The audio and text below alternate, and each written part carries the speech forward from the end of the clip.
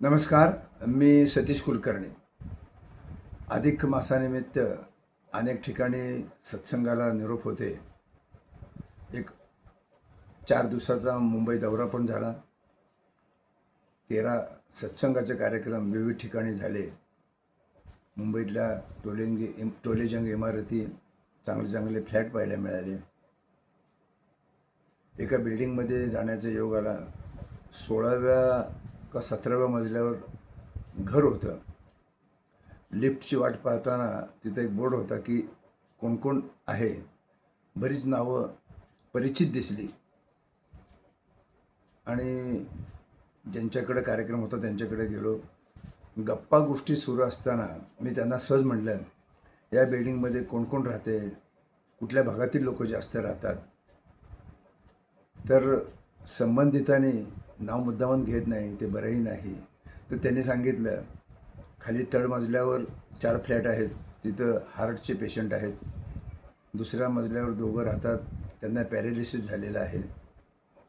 9व्या मजल्यावर आणखी वेगळे आजार सांगितले आणि खुद्द म्हटले, आमच्या शेजारीसुद्धा एक हार्ट आणि एक पॅरालिसिसचा पेशंट आहे. मला वाटलं त्यांच्याकडून नावं मिळतील, अमुक अमुक, तमुक तमुक. पण त्यांनी मला आजारी का आहेत आणि कोणता आजार झाला आहे ते सांगितले आणि त्या रोग्यांची नावं त्याला जुळवली गेली. काय जग आहे! इतकं विचित्र, म्हणजे असं मला अनुभवेल असं वाटलंसुद्धा नव्हतं. म्हणजे आपण सांगतो अमुक ठिकाणी हे राहतात, ते अमुक ठिकाणी ते राहतात, ते अमुक ठिकाणी सर्व्हिसला आहेत. तर यांनी मला आजारच सांगून टाकला. किती भयानक परिस्थिती आहे. माणसं लाखो कोट्यवधी रुपयाचे फ्लॅट घेतात, गप्पा गोष्टी होत नाहीत, कोण कोणाकडे जात नाहीत. आणि मी सुद्धा वारंवार सत्संगामध्ये सांगतो, ज्या बिल्डिंगला कोणतेही नाव असो त्याच्या पुढे तुरुंग हा शब्द वापरायला पाहिजे. कारण फ्लॅटमध्ये राहणे, बिल्डिंगमध्ये राहणे म्हणजे तो एक प्रकारचा तुरुंगच झालेला आहे. कुणी कुणाला भेटत नाही, सत्संगाला सुद्धा लोक येत नाहीत आणि बोलवतसुद्धा नाहीत. काही ठराविक हातावर मोजणे इतके काही ठिकाणी मला लोक समजून आली. मी त्यांना पाहिलं, पण मी त्यांना अधिक माहिती विचारली नाही. माझा एक अर्धा पाऊण तासाचा सत्संग होता, तो मी उरकला. परंतु माझ्या लक्षात आलं की माणसं फार निर्दयी झालेली आहेत. आपलेपणा तर नाहीच. आणि जेवढी मोठी शहरं, जेवढ्या मोठ्या बिल्डिंगी, तिथं तुम्हाला माणुसकी नावाचा प्रकारसुद्धा दिसणार नाही. कुणीही सांगितलं असतं की पहिल्या मजल्यावर हे राहतात, 8व्या मजल्यावर हे राहतात.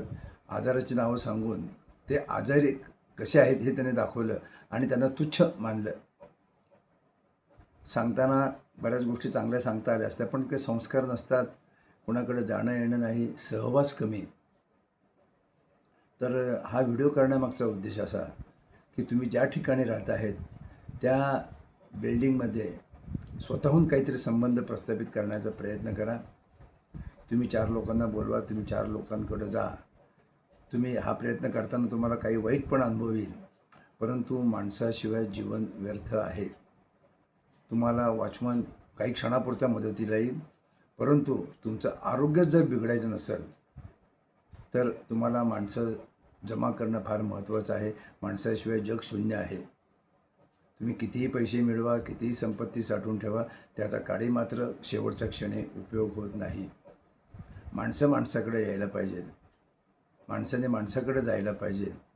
आणि अनेक ठिकाणी मी वाचतो, अनेक ठिकाणी मी लेक्चरला जातो, तेव्हा मोठमोठ्या डॉक्टरसुद्धा कळत न कळत सांगतात की माणसाच्या स्वभावामुळं, वागण्यामुळं, खाण्यातील पदार्थामुळं आणि चिंता यामुळे आपल्याला जास्त आजारपण येतं किंवा आपल्याला मानसिक त्रास होतो.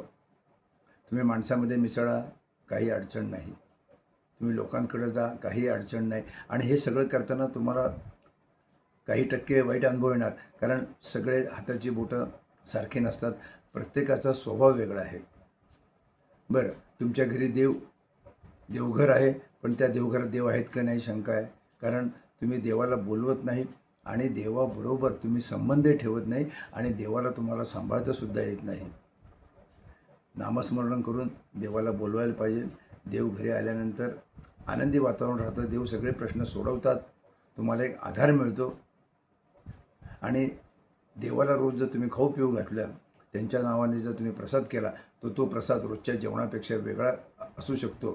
त्याची चव वेगळी लागते आणि प्रभूंचं साक्षात दर्शन त्या प्रसादातून होतं, म्हणून त्याला प्रसाद म्हणतात. देव घर आहे तर देवाला बोलायला पाहिजे, आणि तुमच्या घरात जर देव असेल तर आजारपण पण येणार नाही. याचा विचार गांभीर्याने व्हायला पाहिजे. तुम्ही विचार करा, तुमच्याकडे सगळं आहे पण माणसं नसेल तर काही उपयोग नाही. त्या तुरुंगात राहण्याचे अर्थ नाही, आणि तुरुंगात माणसाची तब्येत सुधारत नाही, तब्येत दिवसेंदिवस बिघडत जाते. देव तुमच्याकडे यावेत म्हणून प्रयत्न करा. देव आले तर त्यांना सांभाळण्याचा प्रयत्न करा.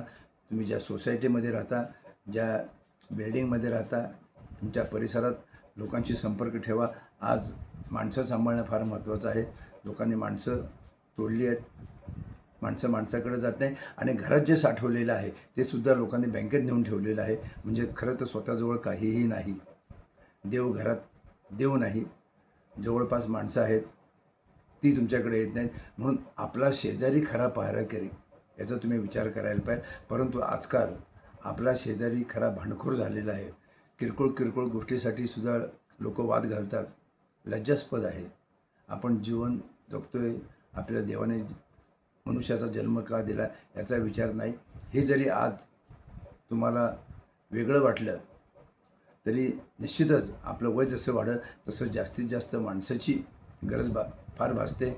मोबाईल किती वेळ बघणार, लोकांकडं जाणं आहे पण माणसं नसतात. तर या गोष्टीचा विचार करून माणसात राहा, देवाच्या संपर्कात राहा, आणि आपल्या घरातील वातावरण कसं आनंदी राहील याचा विचार करा. शेवटी आजारपण जर तुम्ही एकत्र राहिला तर येत नाही, आणि आजार जाण्यासाठी सर्वात उत्तम औषध म्हणजे आपल्या घरात काही माणसं पाहिजे, मित्र पाहिजे, त्यांना तुम्ही बोलवा आणि त्यांच्या सहवासात राहा. एवढंच. नमस्कार.